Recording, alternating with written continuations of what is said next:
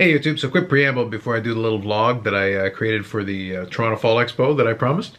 I will say one thing that came of it, and I did learn a valuable lesson from it, and that is a appreciation for someone who actually tries to vlog correctly, because I demonstrate here how to do it very badly. Long story short, I'll get a little bit more of that in a minute, but I will say it's a lot more difficult than I would have thought. And I think the best way to start off is just to contrast what I'm saying right now to kind of the thought that I had going into it. So I'm going to show you a little clip of what it was myself on Saturday morning prior to going to the second day of the expo. The first day of the expo I do explain a little bit in the next clip. But after that, I'll come back prior to showing you the footage that I took from the expo. And then I'll intersperse one more clip of me showing what's in the VIP bag for the most part. And then lastly, I'll have some closing thoughts, and then I'll show you what I picked up. So what I'll do is I'll combine the pickups along with that, and also some pickups that did come in from eBay as regular mail, so that at least this video as a whole will have a couple of different things. It'll be going to a couple of different places, so hopefully you enjoy that. Let me know if you have any thoughts about it as we go on. But first, you can see me right now. This is on Sunday evening. Let's go see Carlos from Saturday morning. Hey YouTube, day 2 of the card show. So what happened with day 1? Well, this is what happened. Yep, technically there's nothing to show you. I actually didn't get in until almost 7:30, so by the time I got in, the show closed the doors for the day at 9. So I had basically enough time to go in, check into the hotel, and then go over to meet some friends for a pint.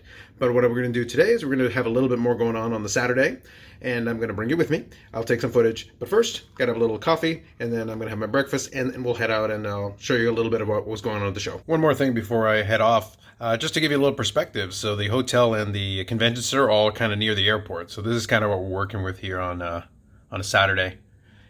And from this view, you actually get a nice view of the actual airport and all the planes. The convention center is not far from here, but we'll be heading over there in a minute. There you go.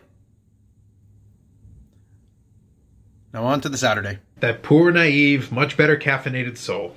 Well, I did end up taking a little bit of footage at the Fall Expo, as I said. However, I didn't exactly take you with me. So just long story short, there's two things that you need to know about it. Number one is I extracted all the audio out of it because otherwise it would have been just the background noises of it. The reason why I said earlier that I have a newfound appreciation for vloggers is that I really underestimated how hard it is to actually, number one, remember to take camera out to take a little bit of footage. But then the second thing is I underestimate how difficult it is to actually get your head around the idea of grabbing a camera, in this case the phone, and actually holding it properly, because I do have a little bit of the dreaded vertical video. And part of the reason why I became pretty practical is very difficult not to be, while being out and standing in front of a camera or sitting in front of a camera and talking is one thing. It is another thing to be self-conscious out in the world and be trying to put a camera out there. Because when you hold a camera like this, I could very well be looking at the phone to, you know, scroll through Instagram or checking something, or checking an email or sending a text message or whatever. There's a lot of things that holding the phone like this could convey. Holding the phone like this leaves very little doubt about what exactly I'm doing. I'm either taking a picture or I'm doing a video, because it's going to be very rare that I'm looking at it with, looking at a phone like this, especially right around my head level. I found it tremendously uncomfortable trying to do that in a way that just didn't feel intrusive. So I will say that I did fail at attempting to do a better job taking some shots of the tables themselves. So you will see, it's only a couple of minutes, like maybe 2 minutes worth of video total interspersed throughout the day. If you notice, some of the clips are going to have kind of sparse in terms of not too many people at the tables. That's because the times I was finally able to take the camera out was later on in the day. And I was hanging out with a couple of my dealer friends, so you are going to see the perspective a little bit behind the table, behind the dealer table. Although I did wander about on the floor a little bit. As I said, I cut certain clips out because part of it was me having the camera like this, even when I was doing the vertical video. Part of it was having the camera like this, but also trying to hold it down a little bit while pointing it up so that I could get a better angle. But it was very difficult not to just point the camera down by accident. It was a real work in progress and a bit of a problem. But anyway, so here's a short little bit of B-roll footage, I guess, that I got from the expo, so you can have a look at that.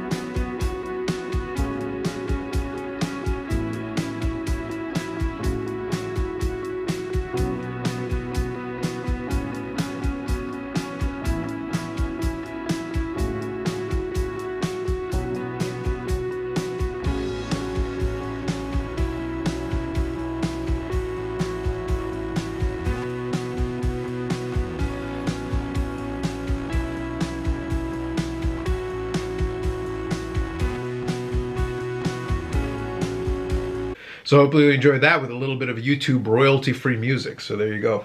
So now I'm going to put a little clip of me at back at the hotel showing you kind of what was inside of the bag for the expo if you got the VIP. So you'd end up getting the lanyard with this thing, similar to the one that I showed you from previous. So this is the new one from the November 2019 expo with Rasmus Sundin. Apparently the Leafs have another Sundin. I didn't know anything about it, but it shows you how closely I've been watching. One other thing I'll mention to you when I do the pickups is that, and hopefully the little bit of video you saw, even though it wasn't a lot, should convey to you with the amount of hockey jerseys and various paraphernalia you saw. This show was probably about 85 to 90% hockey. So if you really think about it, there was interspersed, and I did actually pick up a couple of baseball cards, so I will show that to you. But the thing is that, and football as well, but the majority, the vast focus was a lot on hockey, vintage hockey certainly, but also tons and tons and tons of cases and cases and cases of modern hockey, because that's really the focus here, especially in the demographic and area that we're in. So here's the clip regarding what's in the VIP package, and then I'll come back one more time, and then I'll show you what I ended up picking up. All right, excuse the glare, but we're going to make do with what we've got. So I mentioned to you earlier that there was a VIP package, and I did pick that up this year, just like I have the last couple of times around. So let's take a look at what's inside of that one. So first of all, you get this bag from Ultra Pro. It's this nice little like drawstring bag, and you can see premium drawstring bag. Very fancy. Heavy duty material, zipper storage pouch, extra thick rope. It's a nice bag for what it is. I don't know exactly what a lot of people use these for, but you know, I'm not complaining. The rest of the stuff goes inside of this bag. So I've already emptied it out, but that's what you get first. Then inside of it, in the same vein, you do get more stuff. So you get a drawstring bag from eBay. This one is less premium materials. It's a lot cheaper. That's pretty much all there is for that. I'm trying to see if you get anything inside. You just, nope, empty. So it's just a drawstring bag from good old eBay. So you get that. So let me just leave that on here. Okay, so 1 second. Oh, stuck to it. I've got one more thing here. Hold on. And stuck to that, you got the lanyard with the 2019 VIP. The little lanyard, very similar to the one I showed in the previous video. So this year we've got our good friend Rasmus Sundin, Leafs defenseman. It is Canada, and it is in the Toronto area. So there you go. You got to have another Sundin with a Maple Leaf uniform on. So there you go. You get a lanyard. That's another thing you get. All right, you get a coupon from Ultra Pro, so you get one of these, and this is a $15 off coupon for any guest autograph or merchandise. Nothing too crazy about that. That's pretty standard. You do get some Ultra Pro merchandise. You get a premium top loader. You get a One Touch. This one is a 35 point. It's a rookie card one as well, so there you go. That can be useful for certain cards. It is Canada, so you do get a puck display. And you get a package of premium card sleeves. There you go, nice and fancy, 100 sleeves, put some penny sleeves. And then that's really about it. Oh, I should say, actually, let me correct myself. It also did come, PSA themselves also gave like a little messenger bag thing. I will see if I can find a picture of it, but I did give it away to one of my friends just because they could actually find some use out of it. These extra bags and stuff are cool and all, but I really have no personal use for them. However, free swag with the VIP thing is free swag, so I'm going to take it anyway, just the same. Oh, and of course you get the little band that gives you entrance in and out of the show. And last but not least, you get the program. So there you go. They used to actually write some decent articles on this thing. I haven't looked at this one yet. And it shows you, you know, who's signing, and it gives you different things. I will actually scan this tonight. So this is on Saturday night that I'm talking to you right now. I wanted to kind of just see, sometimes they actually will say that some booths have like giveaways and stuff. One thing that's disappointing though, is in previous years, there was a coupon for like a free pack or something like that. I took a good look through all the way through the VIP bundle and I didn't see it.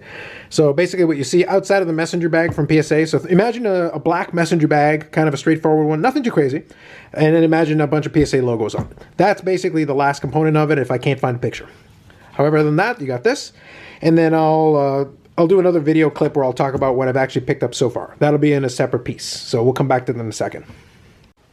Okay, back one more time from this vantage point so that I can do my pickups. So we're going to go through them here. There were two pickups from the mail. One of them was the Vladimir Guerrero Jr. Walmart holiday exclusive card, which I showed off in the previous video that was going to go in for grading. I did end up taking all those cards that I showed you, 17 in total, in for PSA grading, got everything filled out and done. Filling in the form is half the ordeal. Got everything submitted and sent over. So probably I don't expect that to see that for maybe another month or so, maybe almost into the new year. So when that comes in, I'll definitely have a video for, the results. But from eBay as well, I picked up this one. So this is a Vladimir Guerrero Jr. It's a signature series, blue version of the autograph. It is out of 99. A nice looking card and a nice little addition to the collection. A lot of these Guerreros are starting to go down in price now. So if you are a buyer, it's probably a good time to pick them up because the prices are starting to come down on them a little bit. Now I'm going to do a little bit of hockey before I finish up with a little bit of baseball and a football card to round off the whole pickups from the card show. So now these are all card show pickups. So first of all, I did pick up a Jamie Benn. So we've got this autograph card here. And I picked this up from one of my dealer friends here. So this is from the Cup. This is from 2016, 2017, the Cup. It is an autograph, and it is low numbered. It is actually numbered 212. So let me see if the focus can get on there. There we go. It is number 1 of 12. So it's a nice looking card, nothing too crazy. The prices on these Jamie Benn cards probably are going to start coming down quite a bit. He really hasn't been playing well at all. I think he got just his second goal the other day in about 21 games, which is not amazing. But what are you going to do? I will say that I'll still collect the guy, but I'm definitely going to be paying a lot less as we go forward for a lot of his cards, especially as he struggles. I don't think hobby-wise he has any reason to be any high price of any kind. Second card is part of a little project that I'm going to be working on. This one is a combination, yes, collection, but at the same time I'm also starting to think ahead a little bit. One of the cards that I did for the PSA grading was the Alexander Ovechkin UD Victory. Because I really thought that they're undervalued given where he is and how he's starting to climb up the all-time list of goals. In that same vein, I ended up picking up this one. So this is the Fleer Ultra Alexander Ovechkin rookie.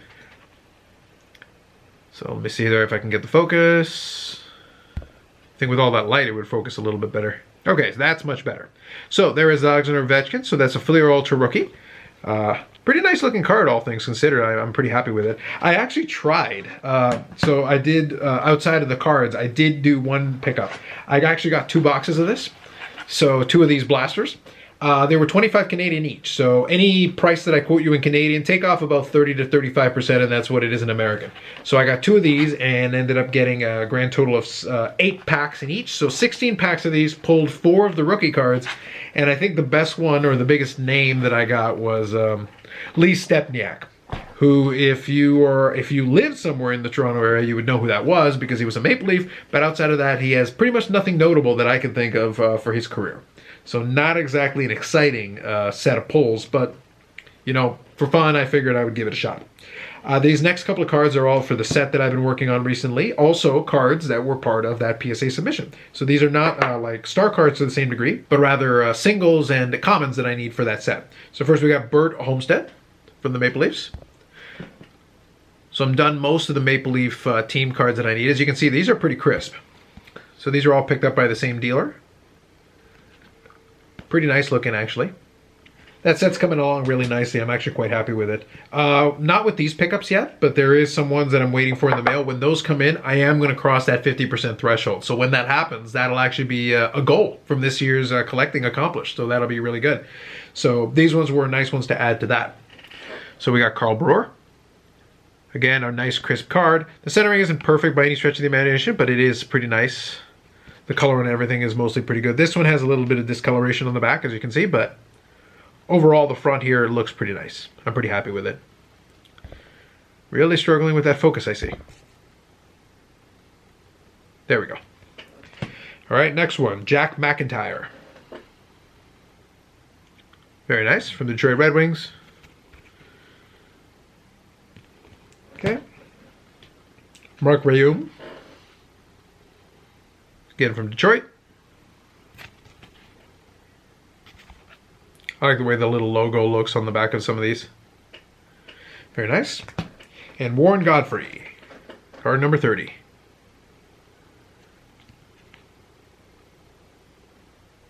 One thing I'll add before I finish it off is the reason why you're seeing that Fleer Ultra Blaster the way it is and not 2 of them is because I couldn't help myself. I opened them. I can definitely keep it shut, but the truth is it's not nearly as much fun. I really wanted a shot to see if I could pull the Ovechkin myself. Crosby is also in this year, so you got like 2 shots at getting the interesting rookie from this year. But I'm still going to put the cards away at some point, and we'll see what happens with those. Nothing too crazy. Now a couple of baseball pickups. So let's do this one here. So this one may look familiar to you. I needed this one like I needed another hole in the head, but there's another Topps Chrome version of Vladimir Guerrero Jr. So this one was actually a toss-in the actual deal that I did. The card that I ended up buying, so that one was a free card that I asked to throw in as part of picking this one up. So this is from Leather and Laces. So this is the rookie, Leather and Laces. So you got in the nice, his autograph on a little piece of leather. So it's card 137, and it is card number 89 out of 149. So it is a numbered card. I think that's right side up. Perfect. Wait. Yes. Nope. Actually, no. It's actually a weird way of doing it. It's upside down. Okay. Really struggling with the focus today. Anyway, so there's another rookie card off of that little checklist, which is always pretty good. Now, last and certainly not least, this was actually the prize pickup of the lot, and it was the last card I picked up at the show. I saw it towards the end of the last day, and I waited because it had one of those stickers on it, which was half off the sticker price, which is already pretty fair, and I was pretty happy with it. But then once we took half off, I asked for a little bit off of that, so I ended up paying basically, I think it was 135 Canadian. So again, same thing. Take the price, knock off about 30 to 35%, and that's the price I ended up paying. So this is from 1957 Topps, Paul Hornung, rookie. So we got a little football to finish this off. Again, if I can get the focus, nice, there we go. It's a pretty good looking card. It does have a crease, I believe, around here somewhere. I think it's probably a little hard to see with that light, but I could definitely see it when I was looking at it earlier. But overall, I'm pretty happy with the condition of this card. And my plans for this one are going to basically to keep the card for now, and then I'm going to submit it probably with my next set of PSA submissions, because I do have most of a 1957 Topps Green Bay Packers team set already graded in PSA. So Hornung is one of the two key rookies, along with the Bart Starr rookie. I don't have the Bart Starr yet, but this was a good pickup here for that. And then a couple of the other ones are technically common players, even though one of them is, I think, a little bit short printed. But we are getting pretty close to finishing that little set off. And then once I have that, I'll have a little showcase for that one. So that's it as far as my pickups are concerned. I did learn a lot, as I said, as far as, trying to chronicle one of these expos. I'm going to figure out, I still got to figure out how there is a better way to do it, because realistically, as I said, I found myself fairly self-conscious trying to record a little footage. What I would have loved ideally would have been to have maybe kind of a high ground or a spot where I could do like a panning shot of the entire show. But before I go, even though I wasn't able to show you properly what the show looked like, I do want to give you a little bit of perspective. So I'm going to use the show program to help you, just so you can see, imagine what the scope is. Because in one of the shots, I did do like a walk down one of the aisles, pretty quick walk down, but still it gives you an idea what one of the aisles look like. This is actually a good representation because these were in fact all used. So you can see these are all basically the dealer tables with the sections, and you've got them broken down, and then you've got some of these side tables. But you've got basically 12 rows of these, back to back. And then obviously you got the rows at the top, rows at the bottom. And then you've got the whole corporate section here with the Autograph Pavilion. And then Upper Deck's got their section. Grosvenor is a distributor as well as Universal Distribution. Beckett's got their little section as well. And then you've got this whole area here. All the dealers were there for that different spot, including the bottom and top rows. And then in addition, you've got, the food court and all that. So it gives you a little bit of an idea of the configuration of it. Again, I don't really compare it to the National because the National out in the US is a much bigger show.